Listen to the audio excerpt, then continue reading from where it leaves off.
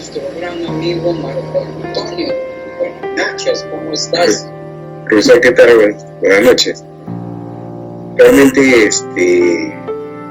esta conferencia, esta clase que nos ha dado da respuesta a la pregunta que me hice cuando llegó a nuestras manos, a correo, la información sobre este diplomado espiritual. Y digo esto porque todos tenemos conocimiento de alguna forma sobre lo que es el mundo espiritual, sobre lo que es el campo espiritual, sobre lo que es la espiritualidad en sí, ¿no? Pero ahora ha pasado algo extraordinario, ¿no? O sea, hemos, de parte de usted o de vos, hemos tenido la suerte de llegar a obtener esa respuesta de lo que es la espiritualidad, lo que es este diplomado, la espiritualidad. Y esa respuesta está en las últimas filinas que usted nos ha dado, ¿no? En ese resumen magnífico de lo que usted nos ha dicho claramente. Si ustedes quieren, si ustedes creen conveniente, si ustedes créanlo o no lo crean, es parte de ustedes, se lo dejo a criterio suyo, léanlo y vean lo que de alguna forma le interese o no, pero este es el diplomado, esa es la respuesta que hoy día, gracias a vos, respetable profesor, hemos obtenido esta brillante posición y respuestas a este diplomado, ¿no? Y en ese afán de tomar nota y de aprender un poco más de lo que cada vez nos enseña y nos ha llegado ahora a hablar, creo que para mí, mi concepto es la carne, ¿no? Es lo principal del diplomado, me parece que ha sido esta sesión. Porque nos ha hablado del internet espiritual, ¿no? Del bien, ¿no? No sé si coincidentemente o así coincide con la sigla también de inteligencia espiritual, ¿no? Del diplomado mismo, ¿no? Y es, ¿no es cierto? Entonces, en los apuntes que he tratado de ver, tengo algunas contradicciones o algunas preguntas que se me daban en el camino, ¿no? Por ejemplo, una de ellas es, me pregunté cómo recibe respuesta de Jesús, ¿no? Porque nos habló que Jesús se comunica, ¿no? Y es una parte excelente. De repente cada uno de nosotros también tenemos alguna forma de comunicación. Yo tengo, no sé si la suerte o también la percepción o la creencia en sí, de que yo también me comunico con Jesús, que tengo una conexión fuerte con Él. Y que lo hago directamente, ¿no? No lo he canalizado, y eso es otra pregunta que también lo voy a hacer, de alguna forma a través de algún arcángel principal, o un ángel, o un arcángel en este caso, sino a mí ha sido, y creo que he tenido esa suerte de hacerlo directamente con él, y hasta ahora, y yo siempre digo, acá a mi familia, a mi esposa particularmente, que yo tengo una conexión fuerte con la divinidad en sí, ¿no? Con Jesús. Y es una pregunta que me estaba dando vueltas, es una, ¿no? ¿Cómo recibe respuesta cómo recibe uno respuesta de Jesús? En vuestro caso también, ¿cómo recibe respuesta de Jesús? Nos ha hablado también de, por ejemplo, me encantó cuando habla usted de los arquetipos, me encantó esa parte que es una forma de definir a un ser con unas cualidades extraordinarias, buenas, ¿no es cierto? Es muy, muy bueno esa parte del arquetipo, cuando nos dice que es aquella que desarrolla toda su capacidad de conciencia, ¿no? Y eso es lo que cada uno de nosotros queremos tener, ese arquetipo, aquella persona que pueda hacerlo eso, ¿no? Y eso se logra, pues, como usted bien lo dice, por la búsqueda de la verdad, la producción del amor y la entrega productiva del bien, ¿no? Esa parte es fabulosa, es casi una utopía, poder decir o hablar. Bueno, no creo que sea una utopía, porque en ese camino estamos, creo, todos los que estamos presentes acá, todos los compañeros y todos los que estamos acá juntos hace varios meses ya, ¿no? Y obviamente que nos ha hablado de esa parte opuesta, que son las sombras, ¿no? Que esa parte negativa, de la personalidad, ¿no? Entonces eso también nos da una gran lección de saber diferenciar esas dos partes, ¿no? Y nos ha hablado también usted del mal, ¿no? Porque a veces no conocemos o creemos que conocemos el mal y realmente a veces lamentablemente caemos en eso muchas veces, conociéndolo o no conociéndolo, pero a veces caemos en el mal de diferentes maneras, se puede decir, ¿no?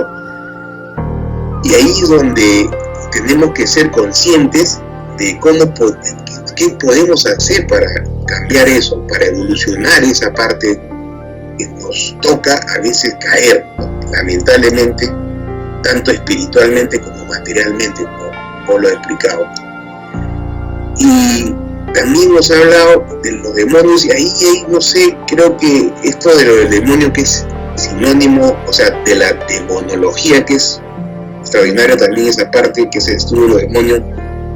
En este caso lo considero importante, porque no solamente hay que conocer el bien en todo su contexto, en todo lo que es, sino también el mal, de dónde proviene y cómo se puede ir contra eso, ¿no? Y eso es importante. Entonces, la pregunta que también me hacía ahí, por ejemplo, ¿usted cree que el demonio está más cerca de la santidad? ¿Por qué me hago esta pregunta y por qué la traslado? Porque nos mencionó que también, porque el demonio es un ser sobrenatural.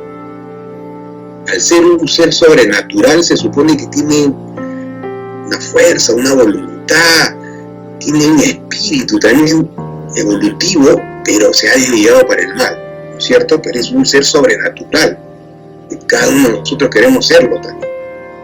Y por otro lado, también nos mencionó que a partir de Juan Pablo II, el año 1999, creo que mencionó, él prácticamente dijo que no existe, ¿no? El demonio no existe, dice, ¿no? Como lo dijo Juan Pablo. Entonces, si lo dijo él y después lo desmintió, o sea, él lo dijo en ese momento, pero después, como dijo Francisco también, el Papa Francisco también lo dijo, pero nuevamente se puso en el tapete eso y bueno, sabemos que sí creemos en eso, pero hay una parte ahí contradictoria, no en el sentido de que lo dijo él, sino que existe o no existe el demonio. O sea, si para la Iglesia en un momento dijo que no existe, entonces como no existe el infierno, no existe el purgatorio, pero acá estamos ratificando, creo, me parece su exposición, que sí existe, ¿no? Entonces, y la otra parte que nos dijo, la alquimia, ¿no? Lograr, porque nosotros en masonería hablamos mucho de la alquimia, porque es parte importante de la transformación de nuestro ser, de nuestra manera de ver las cosas, de hacer las cosas. Esa es la alquimia para nosotros también. Usted ha hablado hoy día de esa alquimia por IES, ¿no?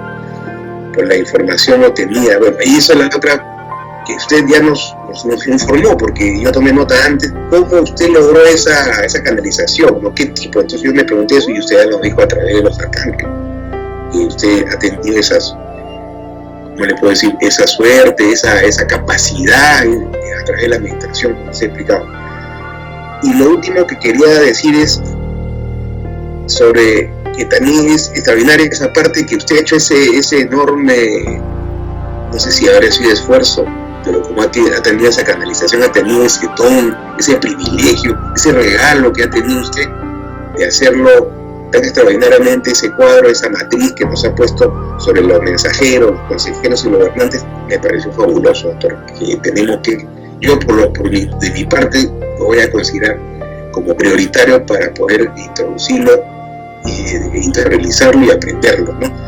Y sobre todo el entender espiritual del bien para un ascenso evolutivo. Muchas gracias, profesor Petronio, eso es lo que quería decirle y nada, estoy muy contento por haber participado hoy específicamente, seguramente mis compañeros también lo están.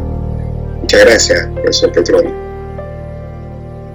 A ti las gracias, querido Antonio. Me hiciste primero recordar que le quedé en deuda a mi amigo, al médico,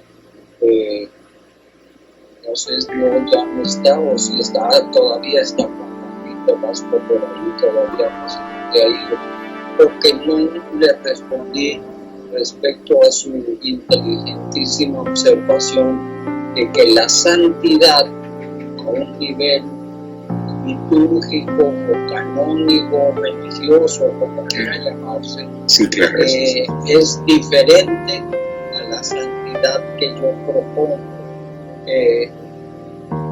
La santidad que yo propongo es un nivel intermedio de perfeccionamiento de la conciencia, de la mente espiritual, porque nadie se muere perfecto, ni siquiera el mejor de los seres humanos que hayamos podido históricamente reconocer se murió perfecto.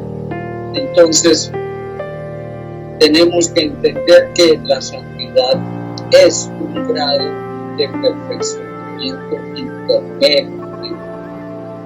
¿Cuáles son las características? Pues son muy difíciles de poder establecer en blanco y negro.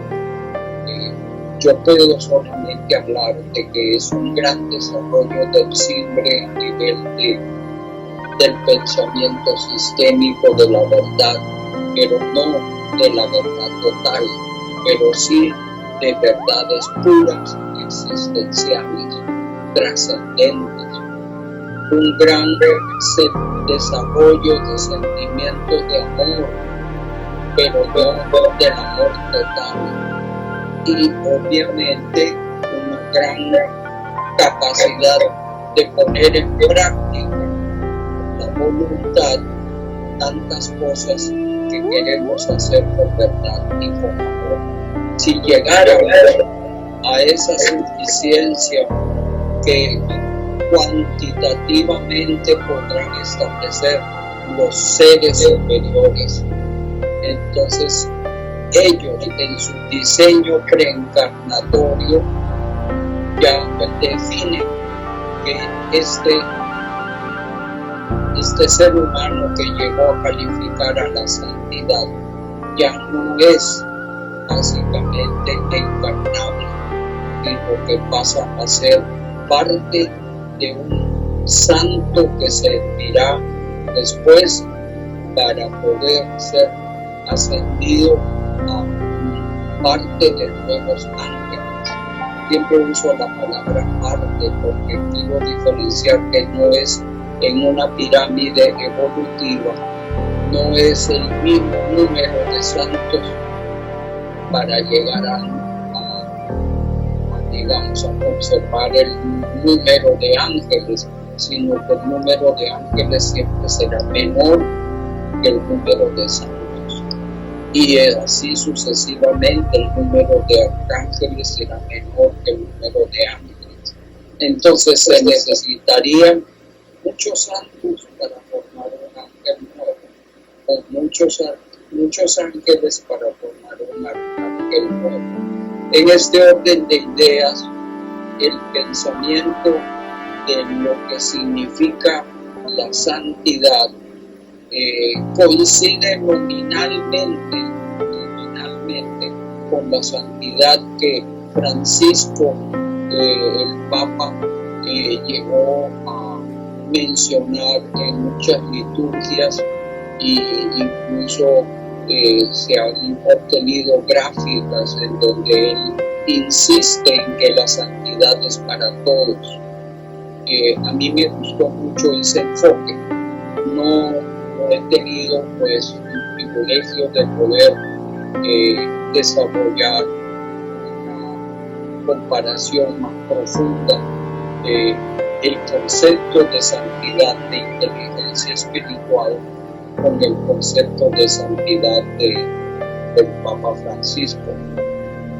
Pero sin embargo, estoy de acuerdo plenamente con el doctor Velasco en que la canonización de la Iglesia para volverlos santos no necesariamente coincide con el concepto de la santidad que inteligencia espiritual propone. Bueno, ahora volviendo al tema de Marco Antonio, que ha sido tan variado y tan múltiple que yo ya perdí la cuenta. Pero de todas maneras, si me recuerda en donde quiere él que haga algún tipo de mayor profundización, pero que lo pida.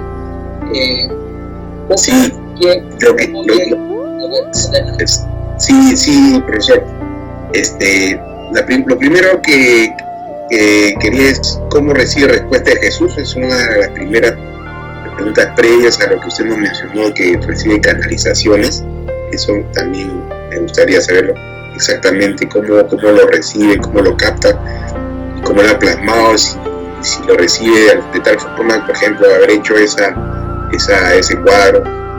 Lo otro es con relación al demonio, ¿no? Con respecto a si el demonio existe finalmente o no existe, porque como lo dijo Juan Pablo II, desde ese momento decía que el demonio no existe, que el infierno no existe y tampoco existe el purgatorio, etc. Pero sin embargo sabemos que existe el mal y ahora lo estamos ratificando con su charla. Principalmente eso, ¿no? Y después la alquimia, ¿no? La alquimia, y que me habla un poco más sobre la alquimia, ¿no? Es un poco que lo que me interesa bastante, cómo es la alquimia logrado por la internet del espíritu del bien. Eso era lo más importante. Gracias, doctor. Bueno, mira, yo diría que yo juntaría las respuestas de la primera con la tercera. Y yo te voy a contar la anécdota que me pasó por la primera vez y después cómo sigo yo recibiendo por canalización las respuestas de Jesús. Yo estaba en un curso, entre comillas, de 100 horas de Vipassana, que eran de aquietar la mente. Una de las montañas que hay en camino a la sierra del Guam. Y eran 100 horas de meditación. Eso te hablo hace unos 20 años. Resulta que en una de las 30 y pico horas en que yo estaba aprendiendo a meditar al estilo Vipassana, yo ya venía de meditar en meditación trascendental, algunas horas había practicado el método Silva de visualización también. No estaba muy enterado de programación neurolingüística en esa época. Sin embargo, yo tenía que dar un seminario de 130 rectores o directores de colegios católicos, de los 900 colegios que estaban registrados en este grupo de colegios católicos cuya sede quedaba en Miraflores.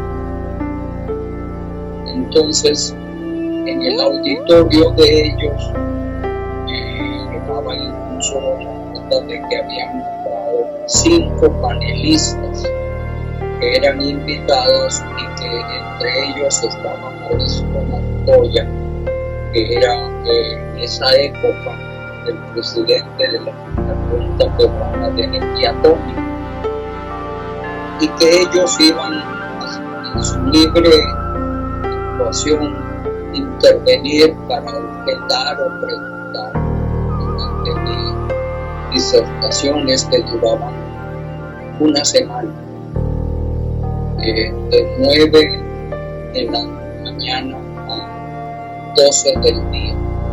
Bueno, así las cosas. Yo venía pensando en mi meditación, que primero, que si Buda fue o no fue bien interpretado, porque había leído muchos libros budistas y yo no estaba de acuerdo con la interpretación que le habían hecho a Buda. Yo consideraba que Buda era básicamente una persona o un personaje que quería manejar el ego humano en sus deseos, pero las traducciones, sobre todo de Krishnamurti, era que había que matar al ego. Entonces yo decía, ¿cómo es posible que en la cultura occidental se haya llegado a aberraciones de matar al ego y atribuyendo eso a Buda? ¿Quién se le ocurre que el ego hay que matar? Y estaba dando vueltas a ese pensamiento que se me atravesó en plena meditación, que no debiera yo permitir desarrollar después. Cuando escucho una voz bastante fuerte y resonante, pero en español, que me dijo, tienes razón. Yo decía, ¿de dónde viene esta voz? Y miraba alrededor y todos estaban parados. Y volvió a decirme, tienes razón. 3 veces escuché esa palabra en español. Entonces, después de un rato, no sé cuánto tiempo pasó durante esa hora de meditación, escuché una voz también en español que me dijo, ese que te habló fue Buda. Y yo decía, pero ¿por qué? ¿De dónde acá me hablan? Buda debería hablar que fuese en Pali budista, pero ¿por qué en español? ¿Y qué? Entonces me dijo, no te preocupes por los idiomas, porque yo me encargo de que tú recibas los mensajes en el idioma que tú comprendes. Y yo decía, ¿y tú quién eres? Me decía, yo soy tu ángel guardián. ¿Cómo así? No sabía. ¿Y tú cómo te llamas? Me dijo, Benú. Y su voz era muy suavecita. Me dijo, me tengo que ir. Y se fue, desapareció. Al día siguiente, yo decía, pues estos 5 jurados que me han puesto en esa semana que voy a estar en el consorcio de centros católicos, voy a tener problemas porque luego tengo que hablar de un reciclaje encarnatorio, que es más o menos como hablar de reencarnación, y yo sé que los católicos pues son totalmente opuestos a la idea de la reencarnación. Entonces dije, voy a tener que más bien obviar eso y hablar de todo el modelo que sea asequible a las creencias de ellos, y voy a evitar en el tiempo. Entonces escuché otra voz que me dijo, te va a ir bien, pero era una voz más dulce, diferente a la voz del rato anterior. Yo decía, pero ¿quién me habla? Y nuevamente la vocecita que era mi ángel me dice, ese fue Jesús. ¿Por qué me dice así? Porque te va a ir bien, me decía, no te preocupes que tú vas a manejar las situaciones. Bueno, así pasó. En todo caso, sea esquizofrenia o lo que fuera, las voces que yo escuché me sirvieron para ir desarrollando mis formas de acceder al internet espiritual del tiempo. Y yo normalmente, cuando consulto alguna cosa que creo que es importante, mentalmente digo, voy a canalizar este problema, lo voy a solucionar con él.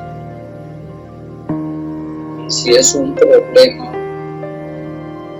muy complicado a nivel jurídico que pues he tenido, o incluso a nivel económico, o incluso a nivel intelectual de desarrollar incógnita que me tiene detenido en mi desarrollo productivo, creativo de mis libros. De pronto siento que me llega un mensaje sin que yo lo diga, pero digo, bueno,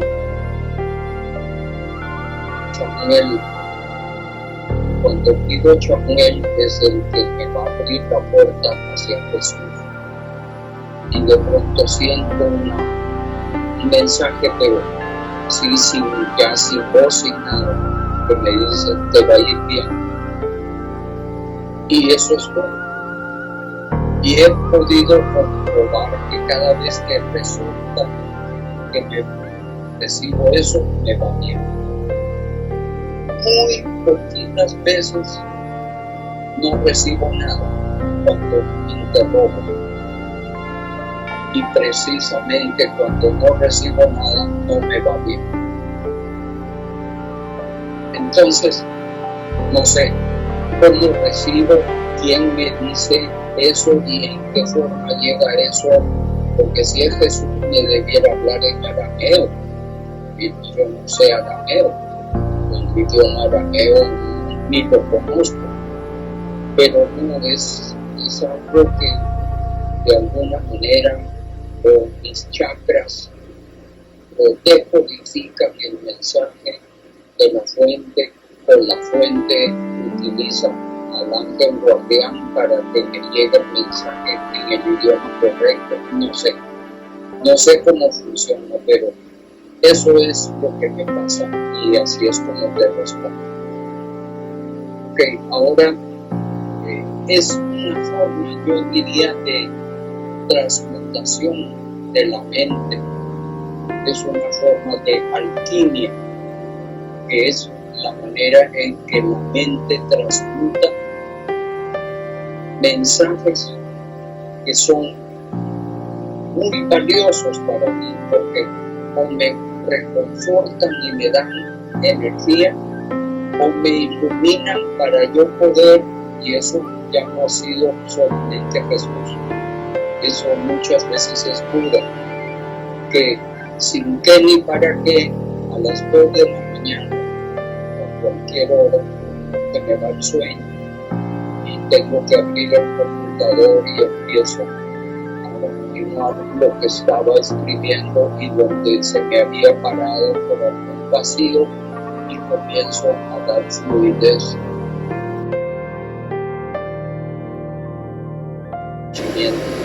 Lleno piezas de rompecabezas que antes no tenía. Siento que es como canalización. Eso también es una forma de transmutación alquímica. Eso también es una forma de inspiración que me llega creativamente, sin que yo lo esté básicamente en esos momentos solicitando, pero que siento que me preocupa cuando llego a dormir, o de pronto me despierto después de un sueño reparador y empiezo a ver claro que no había tomado en cuenta tales y tales y cuales aspectos de tal o cual asunto o tema. Y efectivamente empiezo a hacer el seguimiento y veo que era muy oportuno y esclarecedor haber tomado en cuenta eso. Pero como me llega, lo único que yo podría utilizar es la palabra alquímica de canalizar. Me llega por canalización. Así que no hay una forma explícita de lo que pueda pues usar como respuesta. Bueno, y la otra que tú me preguntas es respecto a que vuelve a decirme la segunda pregunta. La otra parte era que si estamos hablando de lo que es el bien y el mal, los ángeles, angelología y de la demología, ¿no? Si se habló que ya no existe el demonio en el año por Juan Pablo II, ¿cómo podemos tomar eso? ¿No? Okay. Yo considero que, tomando en cuenta que Dios es perfecto,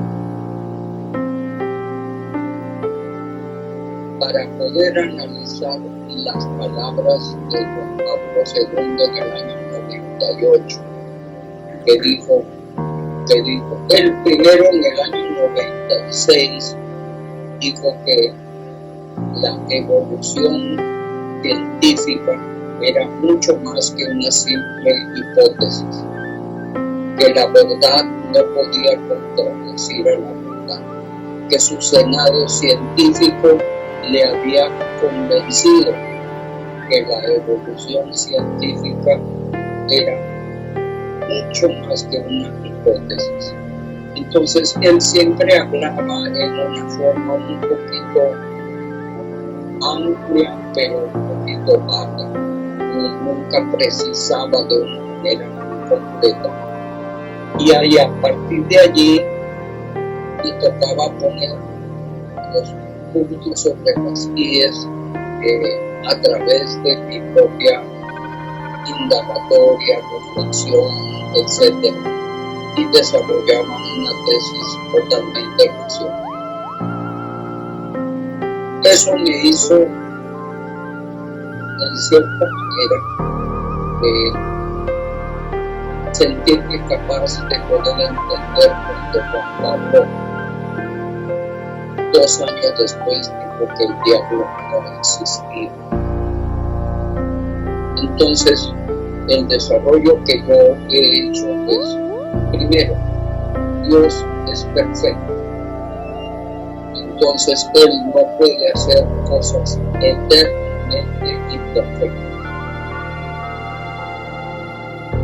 Puedo decir que los seres humanos y los espíritus cuánticos o biológicos o psicológicos tienen imperfecciones que se deben de simbiótica y sinérgicamente evolucionar en forma perfectible. Obviamente el reino mineral está hecho para ser un vehículo simplemente, y es un vehículo para el reino biológico, y el reino biológico, si podemos llamarlo reino, es un vehículo para el reino psicológico, y en ese orden de ideas el reino psicológico, el ego, es un vehículo para el desarrollo del simbre, que es ya la máxima programación de la mente, del espíritu, tomando en cuenta que el espíritu es la verdad trascendente que identifica nuestra verdadera identidad. Entonces, en este orden de ideas, lo que nosotros en nuestra imperfección estamos haciendo es llegar a ser perfecto. Y Jesús, en sus palabras, dejó interpretar que Él decía, sed perfectos. Yo le agregaba, en mente espiritual, como perfecto es el Padre Celestial.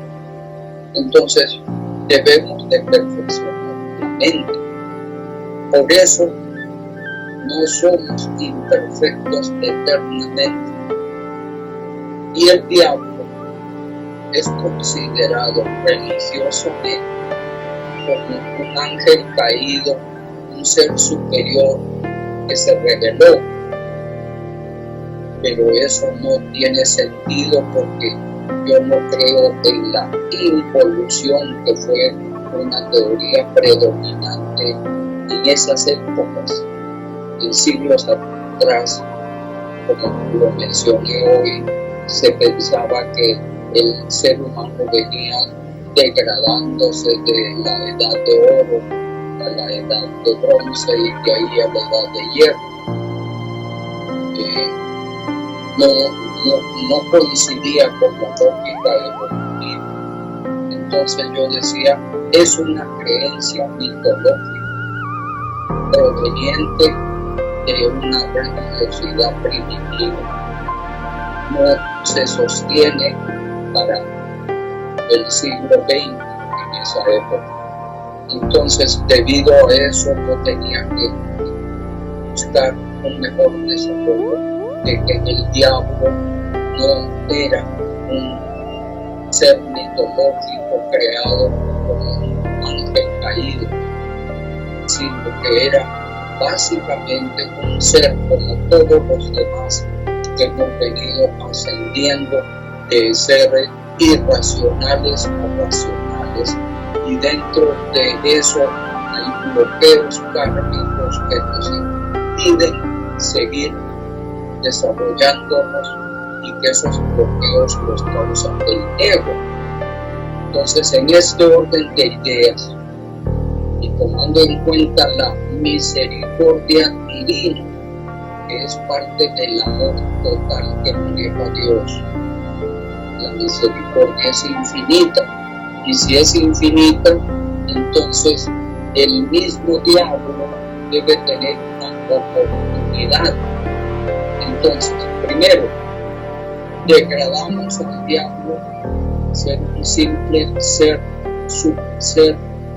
racional, muy inteligente, muy líder, como lo ha habido en muchas ocasiones grandes líderes humanos. David, por ejemplo, en su historia hebrea, o Constantino en su historia romana, eran unos seres muy inteligentes.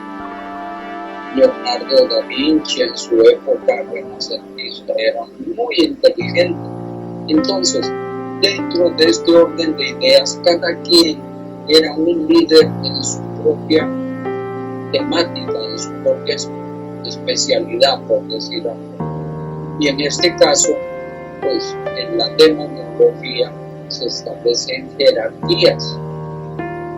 Entonces es totalmente muy lógico apartar un poquito la parte mitológica de que el diablo era un ser superior que se reveló, porque para empezar a mí me convenció, no sé si me llegó por canalización, pero me convenció la idea de que los seres superiores ya no tienen ego,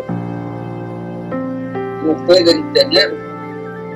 Entonces Dios no puede haber creado un ser superior con ego. Es más, las religiones se equivocaron dándole ego a Dios. Entonces ya yo aprendí a apartar la parte mitológica de las religiones. Y para mí el demonio es un ser racional totalmente bloqueado, cuyo ego todavía es mantenido dentro del más allá, pero con características de gran liderazgo, porque dentro de la demonología hay una jerarquización de diferentes líderes, intermedios y máximos. Entonces, dentro de este orden de ideas que es totalmente racional, tomando en cuenta que uno tiene que aplicar discernimiento y tomando en cuenta que muchas de estas creencias, como la demonología o la angelología, son revelaciones hechas a seres humanos. pero que los seres humanos, en su contexto histórico, aplican cierto grado de subjetividad para poder interpretarlos. Y así, bajo esa subjetividad contextual, escriben sus profecías. Y bajo ese punto de vista, todo el Antiguo Testamento está lleno de revelaciones de seres que eran canales, profetas, pero llenos de subjetividades de su época, y que tenemos que nosotros tener el discernimiento para poder tomar lo que es en esencia y poder rechazar lo que no lo es.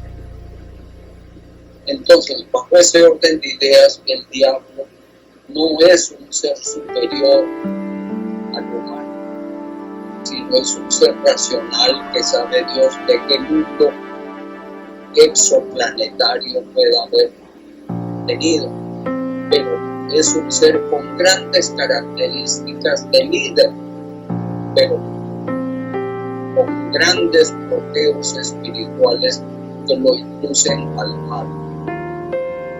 Entonces, bajo ese tipo de,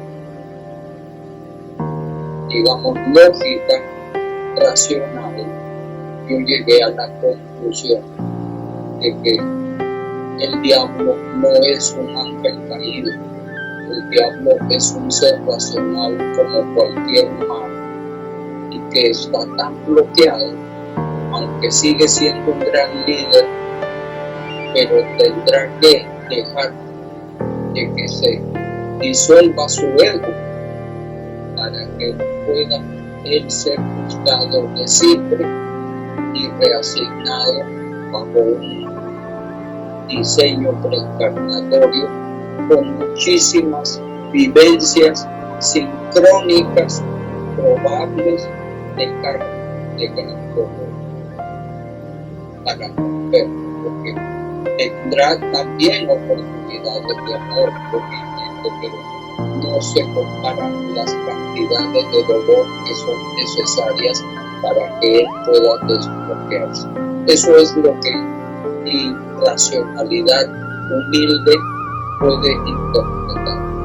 Obviamente todo lo que le estoy diciendo no está en ningún libro, simplemente es una lógica. Y entonces en ese orden de ideas interpreto a Juan Pablo II cuando dice que el diablo no existe. Claro, no existe porque Dios es perfecto y no puede crear un rival imperfecto eterno, porque el diablo se convirtió religiosamente como el receptor universal alterno, o te vas para el infierno o te vas para el cielo, y eso no cabe, no tiene sentido. Todos tenemos que llegar a ser parte del receptor universal, y para eso el mismo diablo tendrá que disolver su ego o dejar que se lo disuelva para él poder hacer su ruta normal que todos los racionales estamos haciendo. No sé si con eso te contesto un poquito la manera en que yo veo las cosas. Sí, profesor, realmente se entendió muy bien, y es comprensible todo esto porque en realidad, como Pablo dice, no está escrito en ningún sitio y es a través de canalizaciones, y eso es donde siempre va a haber un misterio que probablemente con la ayuda continua de su conocimiento vayamos descubriendo también, ¿no?, a medida que vamos a avanzar. Gracias, profesor Petronio, y excelente todo. Muchas gracias. Bueno, lo bueno que por lo menos he servido de ayuda. Gracias. Claro que sí, claro que sí. Sí.